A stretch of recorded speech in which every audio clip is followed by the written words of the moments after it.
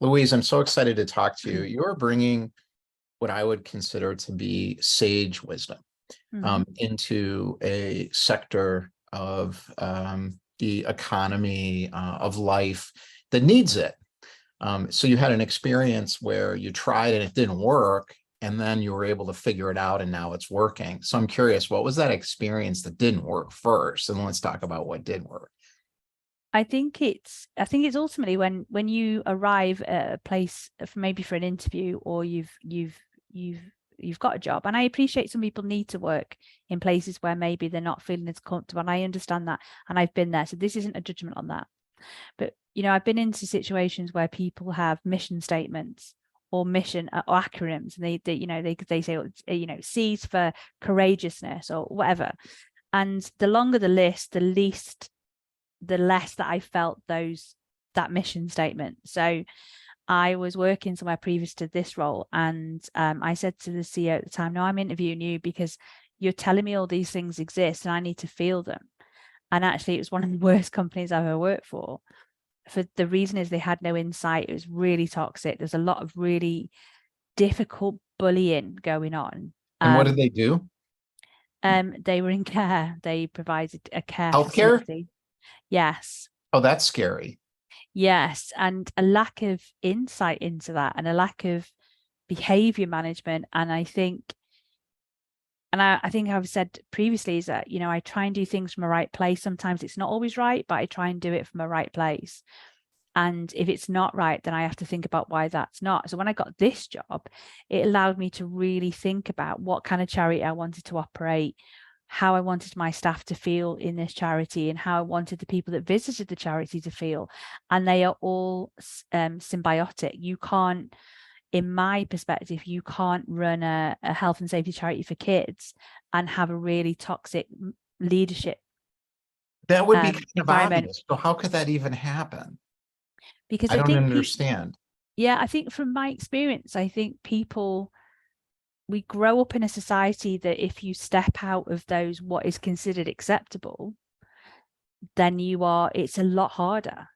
Mm. I think it's easier in the long run, but if you're trying to swim up a tide, it's difficult. If you're swimming down the tide in one of those rubber dinghies, having a nice time, yeah, it might be a bit bumpy, but it's easier. But if you're trying to Yes. swim up that tide without any life jacket on, without any rope to pull on, then you find that you tread water a lot, or you take on water. It's that kind of analogy. And as so I wanted to work and lead in a charity where I don't micromanage my staff.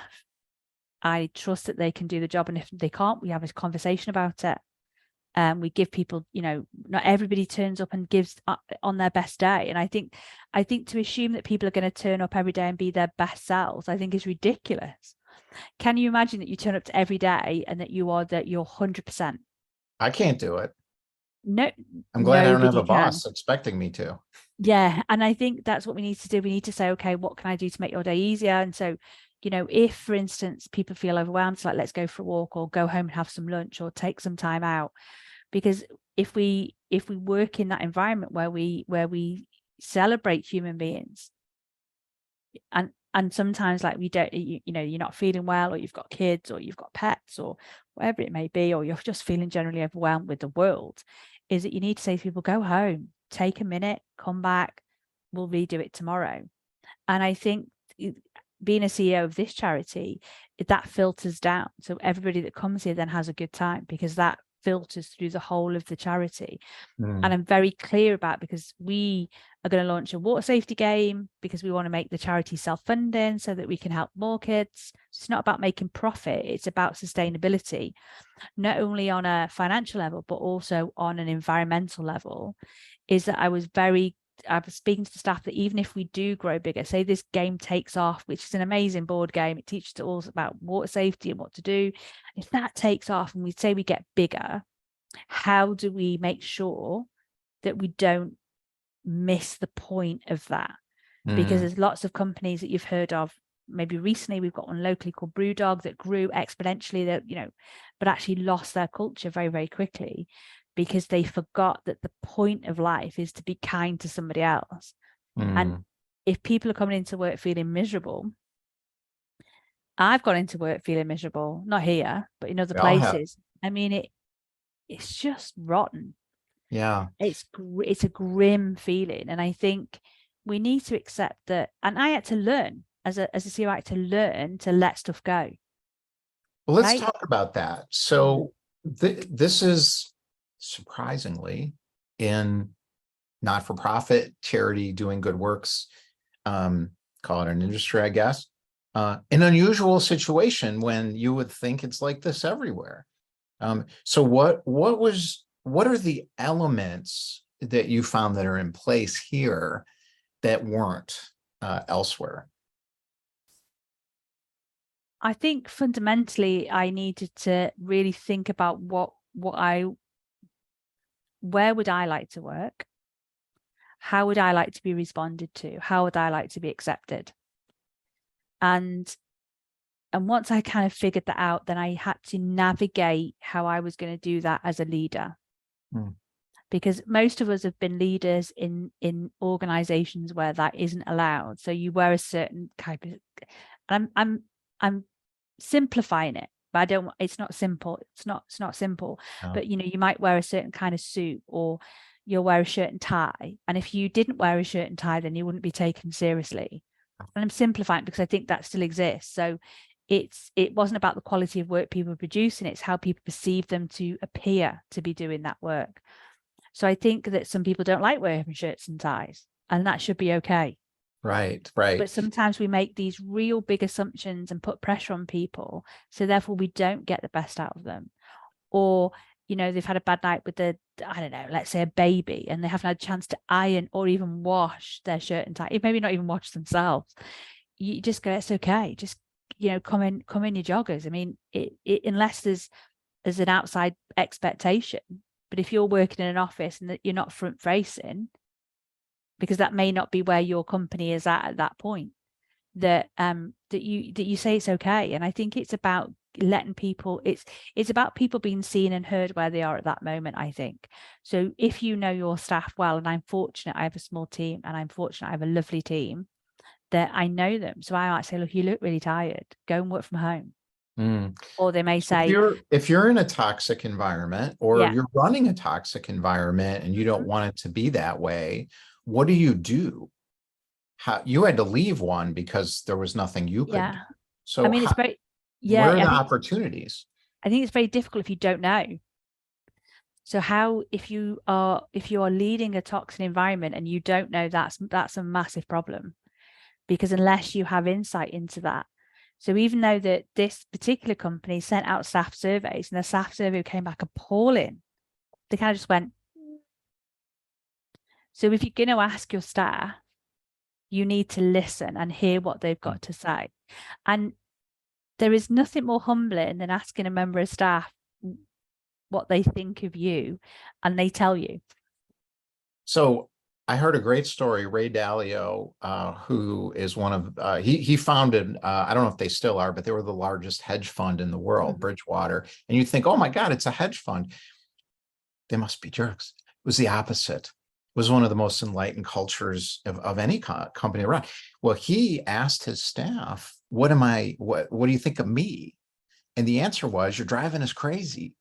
And he put this in his book, Principles, and he had to absorb that pain experience and dig underneath it and figure out, what is this teaching me? And he changed, and he shifted the culture to give people what he wanted. So what's the answer? And I want to talk about something really, really, and point the audience to this idea. This is very, very simple. You are responsible.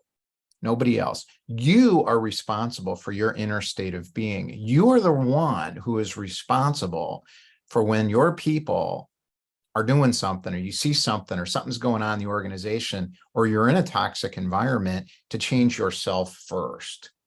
What is your experience of this environment, and what is the feeling you're having in relation to it teaching you? When you do that, everything will change for you. I mean, it's interesting. When I used to do supervisions in healthcare, I think I was the first person to, so you do have to do an assessment of all your staff, and you have to record it on that can be done in various ways. It would say on a sheet of paper, and that goes in their file. And depending on what they do, depends on how often you give supervision. And so I changed the form, and the last question is, and how do you experience me as your manager? And That's they a were like, change. That's a big change move right there. what? And I had to take it on the chin. Right? I So asked them. talk about that. What was the responses and how did you deal with them? I had to take a breath. Take a breath is a good. Okay, so tip 1 to everyone, take a breath. Take a breath and take it as a learning, not as a personal attack. Tip 2, they're trying to help you. Yes. Look at them as helping you be a better person. And if there's a feeling, a sense of anger, let it go, because that's your let your emotion go. Yeah. It's getting simple, right? Tip 1, tip 2, tip 3. And embrace it and just say, okay. And you don't have to accept all of it, but you have to process it. So you might say, okay, I get that, and I'm going to hear that, I'm going to feel that, I'm going to see where that sits, but actually I'm not, I don't, so it does. Tip 4, process it. Okay, everybody, you start writing this down. We're going to give you the 5 tips, and we're going to put these in the show notes too, because we're getting somewhere here. And then you come to an outcome. So where have you shifted? Tip 5. Yeah. Change. That's it. We're done. That's now it. We know what to do to solve all the world's problems. And my advice to anybody in any given moment, if you can, is take a breath. Just take a breath, because your fight, flight, or fear response will be ignited immediately, and you have to manage that. And I have to manage it, like you would have to manage it, Larry. We have to manage how we feel at that moment, because that's not the other person's responsibility. So you're saying we're responsible for ourselves, and it's not about the other person doing what we want? Nope. And I think it's really powerful that people understand their fight, flight, and freeze response, that immediate, I need to do something. And actually you just need to do nothing. So you need to fight against that almost organic urge to go, no, that's not correct, or no, I'm just going to go and cry, or I'm going to go in the cupboard and shut the door.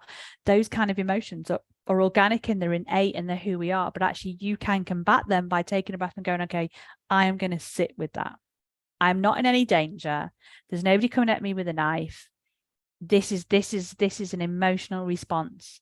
Yes. And I need to sit with it. And I think giving people permission to sit with that emotion and it be uncomfortable is okay, because you're generally in a safe place. I mean, obviously, if somebody is threatening you, then leave.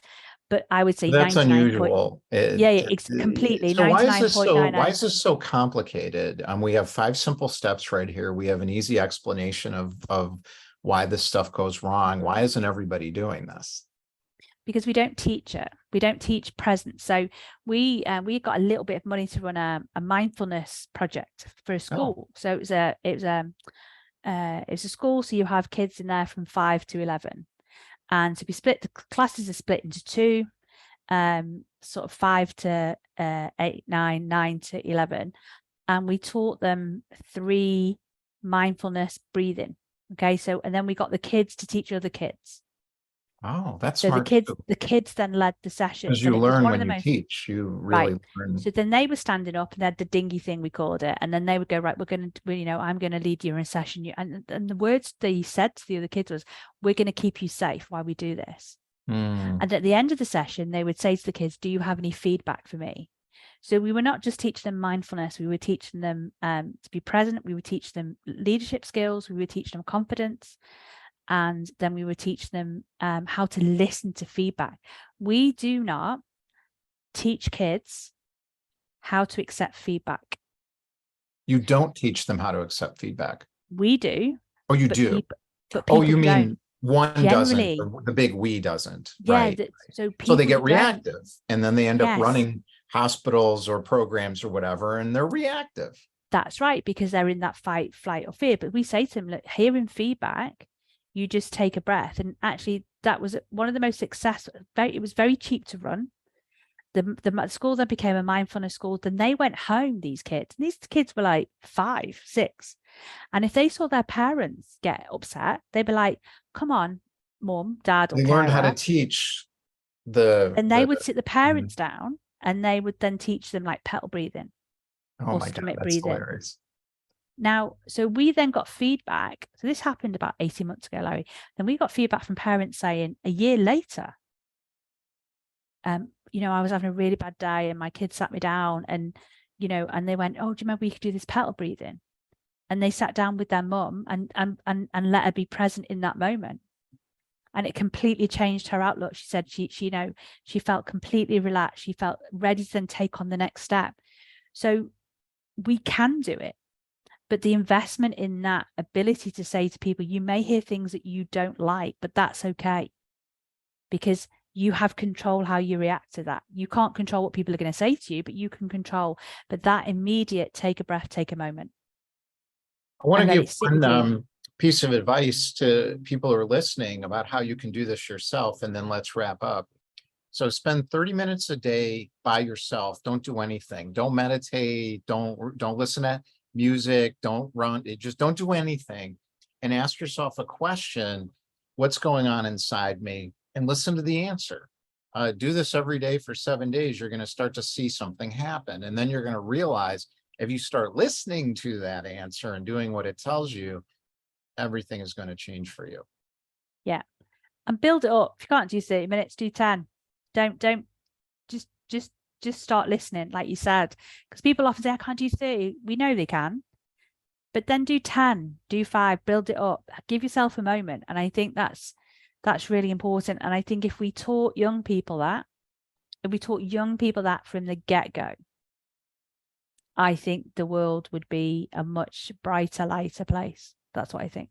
And we proved it in this project that we ran. Hugely That's great. successful. Thank you so much, Louise. You're We'll put a welcome. link in the show notes to your charity and what you're up to. And thank you again for what you're doing and for sharing this information with us. You're welcome.